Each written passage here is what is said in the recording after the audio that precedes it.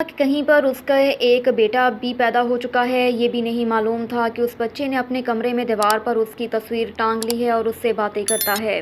وقار کو یہ سب کچھ معلوم نہیں تھا، مگر شادی اس نے بھی نہیں کی، ابھی زخم بھرا نہیں تھا۔ کچھ یہ بھی محسوس ہوتا تھا کہ جو عورت اس دنیا میں اس کے لیے آئی تھی، جو صحیح معنوں میں اس کے ساتھی ہو سکتی تھی، اس کو اس نے اپنی ضد میں کھو دیا۔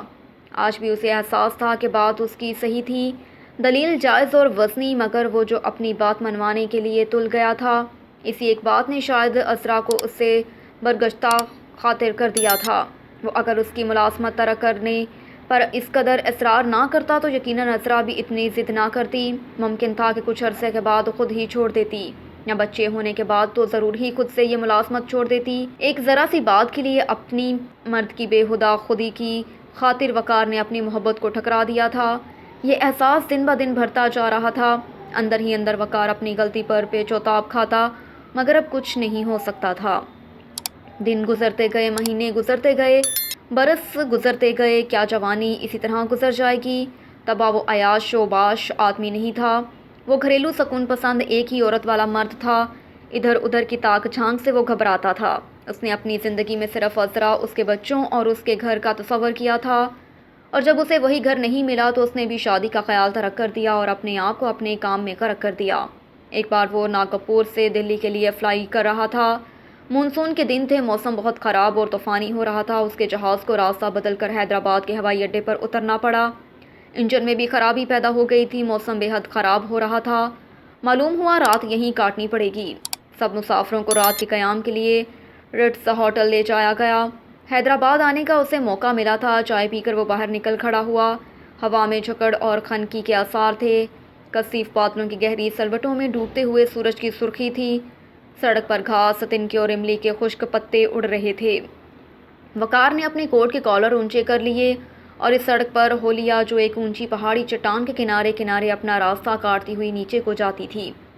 کچھ دیر کے بعد وہ حیدرآباد کو سکندرآباد سے جدا کرنے والے نظام تال پر تھا اور میلوں تک پھیلے ہوئے پانی کا نظارہ کر رہا تھا۔ بند کی سڑک پر گھومتا گھومتا وہ کسی دوسری سڑک پر گھوم گیا۔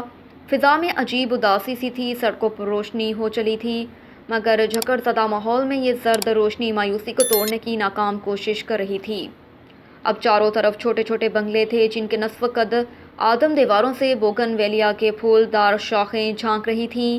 کہیں کہیں پر املتاس اور املی کے پیڑ شاخوں سے شاخیں ملائے اس کے سر کے اوپر اس کے خلاف کسی سازش میں مصروف نظر آتے تھے۔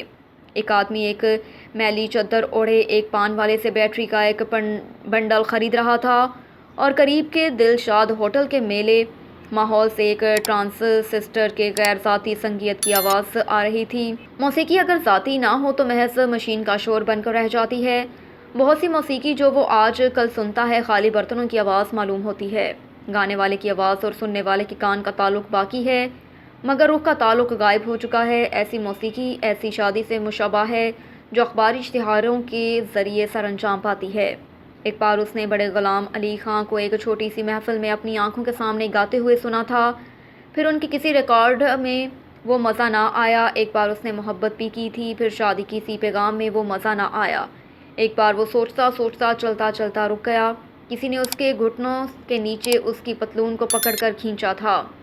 اس نے مڑ کر دیکھا، ایک چھوٹا سا کوئی 4 سال کی عمر کا ایک بچہ ہے اور اس کی پتلون کو پکڑے ہوئے اس کی طرف بڑی گہری نظروں سے اس کی طرف دیکھ رہا ہے۔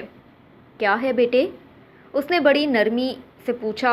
آپ کا نام کیا ہے؟ منّے نے پوچھا۔ وقار حسین، اس نے جواب دیا۔ مگر تم کیوں پوچھتے ہو بیٹے؟ کیونکہ ہمارے گھر میں آپ کی تصویر لگی ہے۔ میری تصویر تمہارے گھر میں؟ وقار حسین حیرانی سے اس 4 سال کے بچے کی طرف دیکھنے لگا۔ ذہن پر بہت زور دینے کے بعد بھی اسے یاد نہ آیا کہ حیدرآباد میں اس کا کوئی رشتہ دار رہتا تھا۔ منّے نے آہستہ سے اس بات میں سر ہلا دیا، پھر دونوں ہاتھ پھیلا کر بولا، مجھے اپنی گود میں اٹھا لو اور میرے گھر چلو، تم کو وہ تصویر دکھاتا ہوں۔ وقار حسین نے جھک کر بچے کو اپنی گود میں اٹھا لیا۔ بچہ بڑے آرام سے اس کے سینے سے لگ گیا اور اپنے چھوٹے ہاتھ کی ننھی ننھی انگلیوں سے اسے اپنے گھر کا راستہ بتانے لگا۔ جب وہ دونوں ایک نیم تاریک بنگلے کے باغیچے میں داخل ہوئے تو منا اس کی گود سے اتر گیا۔ اب وہ دونوں باغیچے کے گرد ایک نیم دائرہ بناتی ہوئی روش پر گھوم کر بنگلے کے پورچ میں آ چکے تھے۔ منّے نے جلدی سے اپنی انگلی وقار کے ہاتھ سے چھڑائی اور تیزی سے بنگلے کے اندر جاتے ہوئے زور سے چلایا، امی امی ابو آ گئے۔ عذرا دوڑی دوڑی باہر آئی، پھر ٹھٹک کر دروازے پر کھڑی ہو گئی، پھر وقار کو پہچان کر خوشی سے رونے لگی۔ نہیں نہیں، اب وہ کبھی